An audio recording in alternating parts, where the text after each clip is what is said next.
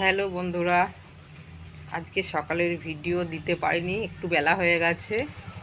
এই যে বন্ধু, আমি এখন রান্না চাপিয়েছি। এই যে ভাত ফুটছে, ডালও ফুটছে, আর রান্না হবে। এই যে দেখছেন শাক, এই যে শাকগুলো খুব শক্ত হয়ে গেছে। এগুলো পালং, ঠিক আছে, শিশুলা পালং শক্ত হয়ে গেছে। তবু আমার বরবাবু এইগুলোকেই ঝাল করে দিতে হবে, ও খুব পছন্দ করে।